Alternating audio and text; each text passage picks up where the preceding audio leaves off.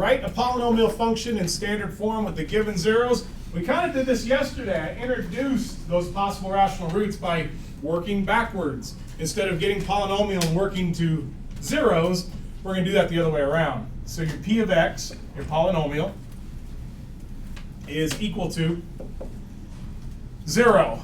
Well, 0 makes x 0. So that's what you put if you have a 0. Negative 2 makes x plus 2 0. 3 makes x minus 3 0. So when you write the factors, you got to think, well, what factor does this number make cause to be 0? So we have x times. Let's FOIL these two. We have x squared minus 3x and plus 2x is minus 1x, and then minus 6. So we FOIL those two together. And on this particular one, we just have to distribute the x. So x to the third minus x squared minus 6x. That's the answer. That's the polynomial that has those three numbers as zeros. Done. How about 2 with the multiplicity of 3? In other words, our polynomial has zeros of 2, but they count 3 times. It counts 3 times. So 2 makes x minus 2 0. Well, we have to take these two at a time. Let's bring the first one down. And we'll FOIL these two right here. So x squared minus 4x plus 4. Now we have to distribute the x through. That's x to the third minus 4x squared plus 4x.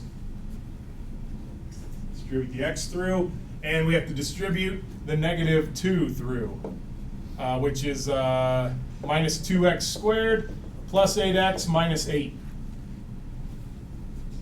And we collect the like terms. So we have equals x to the third minus 6x squared plus 12x minus 8. So there's your polynomial that has 2 as a 0 3 times. Questions on that? Keep rolling. Find the zeros of the function using the given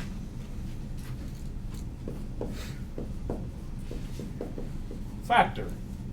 They gave a factor, they didn't give us 0. But the 0 is 1. So we plug 1 in. 1, negative 2, 4, negative 3. We have an x to the third. So if we divide by an x minus 1 in this case, that knocks it down to the x squared. 1, 1, negative 1, negative 1, 3. They told us it's a factor. They said it's a 0, but it's really a factor. So we better get a remainder of 0. Now we have x squared minus x plus 3. Find the zeros. That does not factor, so we use quadratic formula. 1 plus or minus square root of b squared minus 4ac all over 2a. There aren't any factors of 3 that add up to negative 1. So we have to find another way. We have 1 plus or minus the square root of 1 minus 8. That's negative 7 over 2. So our final answer, 1 plus or minus I square root of 7 over 2. So we have one real root, one real answer, which happens to be 1, and then the other 2 are imaginary. So there's 3 answers, just 2 of them happen to be imaginary. Now, imaginaries always come in pairs because of the plus or minus. So they always come in pairs.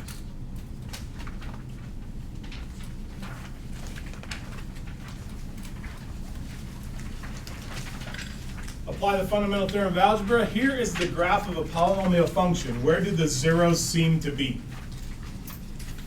Let's see, what are we going by? 1, 2, 3, 4, 5. So there seems to be 0 at negative 5, because zeros are the x values that make y 0. In other words, they're the x-intercepts. It's where the graph crosses the x-axis. So negative 5, 1, 2, 3, negative 3, over at 2, and there seems to be another one over there at 5. So those seem to be the zeros of the function. Now, without actually having the functions, I just have to guess that it's actually crossing exactly at that point.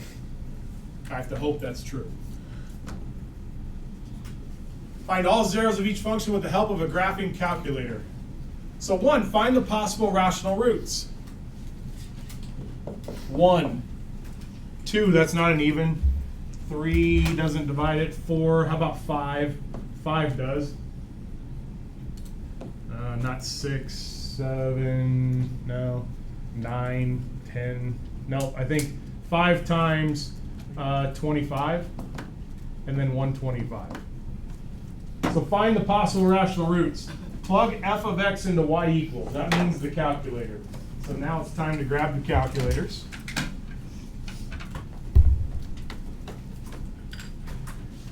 Y equals, I gotta clear that one. X to the third. Hit y equals, it's top left, y equals minus 3x squared minus 15x plus 125. I have one extra calculator. Is anyone not working? Those yellow ones especially. We're all good? All right. Press enter. Graph f of x. If you go zoom number 6, that puts everything from -10 to 10. Zoom is at the top. Zoom 6 makes everything -10 to 10, and we don't like -10 to 10 here. But we see that this crosses at 1, 2, 3, 4, -5. Let's get a better picture of the graph. Is everybody caught up with me? You good? No? No? There's y equals. Y equals.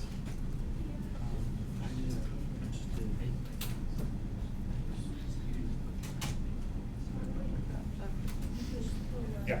How do you get the exponent? The caret. How do you get out of the exponent though? Arrow over. So when you go x, arrow to the third, Yeah. you arrow over to get out of that. Oh, now I have an extra one. That's all right. So you're right there, you hit 3, arrow over. Okay.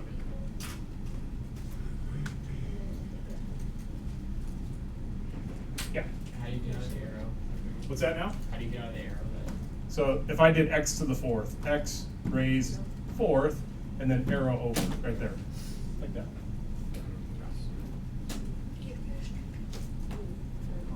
Anybody else having problems? Everybody good? We all good? All right, so we went zoom 6. Zoom 6 gives us a fairly bad window for this one. So let's change the window. And what's happening is I gotta open up the y. So let's go window. Instead of -10 to 10, -10 at the bottom, 10 at the top. I don't know. Let's go. How about -50 to 50? So now instead of -10 to 10, we're opening it up to 50s, and we can go by that y scale. We can go by 2s. Like each mark, there's not room for 100 tick marks. So let's graph this. Let's see what that looks like. All right, still not high enough. Window, how about, let's really bump it up. Let's go up here, 200. There we go, now we're seeing it. There we're seeing some curves. We didn't have to see that. The only thing you have to see is where it's crossing the x-axis. So it looks like there's at least one answer. One real one, -5. So here's what we do. We put -5 in the box. 1, -3, -15. Because it looked like it crossed at -5. Now, it could cross so close it looks like it, but I don't think we're going to do that to you. It's going to cross it somewhere nice. 1, -5, -8, 40. And that is 25, that's -125, 0.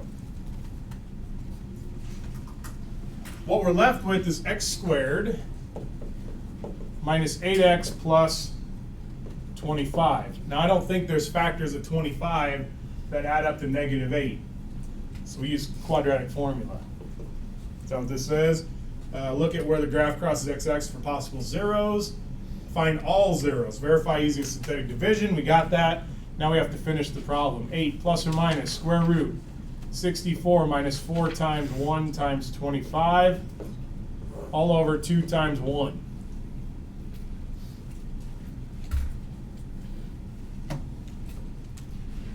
Eight plus or minus the square root of 64 minus 100 is negative 36 over 2. So we get 8 plus or minus 6i over 2. So here's the final answer, 4 plus or minus 3i. 4 plus or minus 3i. See, the graph crossed the x-axis at one real place. The real place is negative 5. The other answers are imaginary. That's why that graph is not crossing the x-axis again. It's curving way up above the x-axis. Any questions? Let's practice. Find all zeros. Oh, this is how to recognize a multiplicity. Let's go to the calculator. That way we can get a couple zeros right away. We can look at where it's crossing the x-axis and go, oh, I'm going to try negative 5 or whatever it is. Y equals. Clear that out. You can hit the clear button. X raised to the 4th, and you can arrow over to get out of that exponent. Minus 4x to the 3rd. Arrow out of that. Plus 8x squared. Some calculators you don't have to arrow out of that. Minus 16x, then plus 16.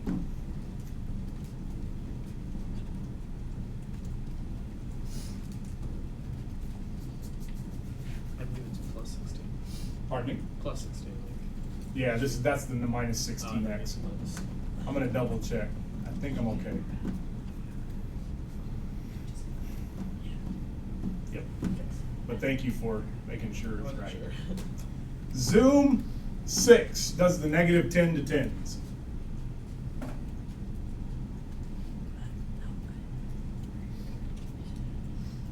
I call it a bounce and a cut through. When you see a graph, if the graph cuts through an x-intercept, it counts an odd amount of times. Once is odd, so it could count 1 time, but then now that 0 could count 3 times, that 0 could count 5 times. It could. If it bounces at the x-axis, if it bounced right there, this counts. Are you writing this down, or is this for me? Oh, well, that was for me? Oh, thank you so much. But I got a clue for you. I already know this. You should probably write this down. I know pretty well. I do. I really well. Like, better than any human should know this. Wow, sounds like you're a math teacher. Sounds like it. What that tells me on this graph is that 2 at the very least is counting twice. It could count twice. It could count all 4 times, because there's only 4 answers. That's a possibility. But at the very least twice. Now, why does that help us? I'm going to plug 2 in. 1, negative 4, 8, negative 16, 16. 1, 2, negative 2, negative 4, that's 4, that's 8, that's negative 8. And we get negative 16. Aha, it did count once. But the graph bounced at the x-axis, so now at the very least it counts 2 times. So now I'm going to put 2 in again. Now it won't count 3 times, it could jump to 4. It counts an even amount of times if it bounces. Now we're going to use those numbers. Remember, if it works, we're going to use that set right there. 1, negative 2, 4, negative 8. As a matter of fact, some people just put the 2 right there and use those numbers and not even write them down again. That's fine. 1, 2, 0, 0, 4, 8, 0. See, it counts at least twice. And what we're left with is x squared plus 4. Now we're going to set that equal to 0. That doesn't factor. X squared minus 4 factors, not x squared plus 4. We're going to minus 4 and square root both sides. So x is equal to plus or minus 2i, and then x equals 2. But this has a multiplicity of 2. So there's your 4 answers. Positive 2i, negative 2i, and 2 twice. 2 counted twice. I knew it would be at least twice because it bounced. If a graph cuts through the x-axis, it counts an odd amount of times, which only tells me it could count once or 3 times.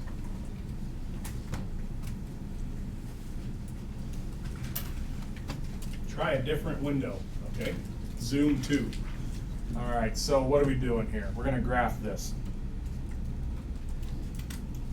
Y equals, clear that out.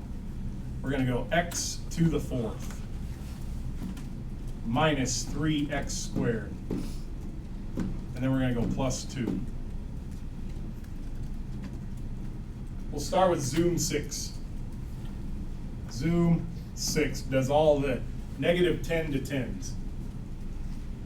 Now it says use a different window because these zeros are really close together. It looks like it might bounce. See, it looks like it might bounce off the x-axis, but if I look really close, it doesn't look like it bounces. It looks like it's dipping down below. So to get a better idea what's going on, we're going to go zoom. Hit the zoom button, very top, very middle. Number 2 says zoom in, 2. And it puts the cursor, if you look really careful, it puts it right at 0, 0. That's fine. Now just press enter. So zoom, 2, press enter. And what it does is it zooms in on the graph. And now we can get a better idea what's going on. So I have 4 answers, you guys. It crosses the x-axis 4 times. It crosses at negative 1 and 1. Negative 1 here, 1 here. But then it crosses somewhere else. Those are probably going to be irrational. But they could be like negative 1 1/2 or negative 3/2 and positive 3/2. It could be lots of things. But what I do know is like I have 1 and negative 1. Let's plug 1 in. 1, 0, negative 3, 0, 2. Would you have forgotten the zeros? Maybe, maybe not. Fortunately, I did not forget. 1, 1, 1, 1, negative 2, negative 2, negative 2, negative 2, 0. We knew that was going to happen. We knew 1 was going to work. Now I'm going to try negative 1, because negative... Are you okay? Now we're going to try negative 1 with what remains. 1, negative 1, 0, 0, negative 2, 2, 0. All right, so we've shown that 1 and negative 1 work. That's great, because now we've knocked it down to an x squared. We can factor. We can use square roots. We can use quadratic formula. And what we have is x squared. I'm running out of room. Minus 2. Because that x is 0. I don't write 0x. X squared, 0x, negative 2. We don't write that. Well, now I can use square roots. I can add 2 and square root both sides. So x equals plus or minus square root of 2, which is irrational. But square root of 2 is between 1 and 2. And x equals plus or minus 1. So there's my 4 answers right there. 4 answers. And we didn't have to guess. We didn't have to hope 1 was the solution. We can look at the graph and go, oh, look, 1 and negative 1 certainly should work.